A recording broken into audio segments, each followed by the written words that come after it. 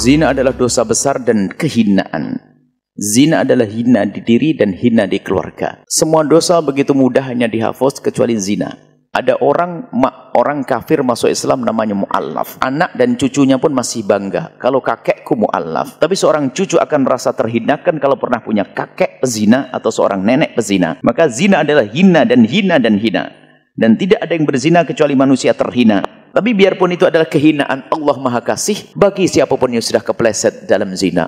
Bisa menjadi mulia dan tidak benar kalau orang berzina tidak diampuni dosanya 40 tahun itu adalah berita bohong. Kalau dia setelah berzina tobat langsung diampuni oleh Allah. Asalkan dia tobat, menyesal, menangis, tobat yang sesungguhnya.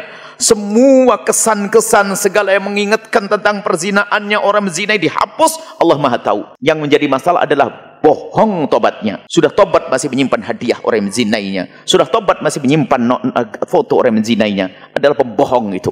Tidak akan diampuni oleh Allah. Tobat, menyesal, benci dengan perbuatan itu. Menangis, menyesal. Bahkan tempat yang menjadikan dia berzina, tempat berzina dia akan benci dengan terus. Apakah itu hotel atau kamar? Ini ada orang katanya tobat tapi masih terkenang dengan keindahan di tempat itu. Bohong dia. Tapi kalau sudah bertobat, hari itu juga diampuni. Tidak nunggu 40 tahun. Itu berita bohong. Allah Maha Pengampun. Menyesal. Dan ingat, dosa zina adalah dosa yang harus ditutup. Maka bagi siapapun yang ingin bertobat dari zina, cukup mengadulah kepada Allah. Jangan ngadu kepada bangsa manusia.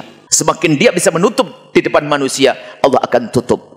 Cukup dia menangis di hadapan Allah. Enggak perlu bercerita kepada siapapun. Seorang wanita pun yang mau menikah, mungkin dia punya masa lalu kelam mau berzina, atau telah berzina, tidak perlu bercerita kepada laki-laki yang akan menikahinya. Seorang laki-laki pun tidak perlu bercerita kepada wanita yang akan dinikahinya. Cukup Allah yang tahu. Hanya banyak wanita bodoh. Dia punya masa lalu kelam, bertobat, sudah benar karena dia jarang ngaji. Di saat dilamar oleh seorang laki-laki, dia jujur-jujur, polos-polosan. Akhirnya enggak jadi dinikahi. Sebab perzinaan tidak boleh ceritakan. Tutup antara engkau dengan Allah saja. Semoga Allah mengampuni kita semuanya. Bohong.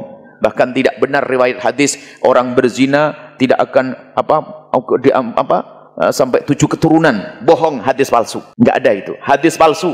Anaknya bersih suci kok disalah-salahin. Anaknya seorang pezina bisa menjadi waliullah. Jadi ini yang menjadi masalah kadang-kadang berita-berita palsu seperti itu dihembuskan. Maksudnya untuk nakut-nakuti orang berzina.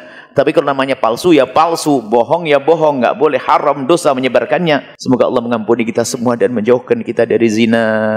Dan awas, jangan sekali-kali Anda berani membicarakan orang yang berzina. Kalau Anda membongkar aibnya orang tersebut, Allah akan bongkar aib Anda.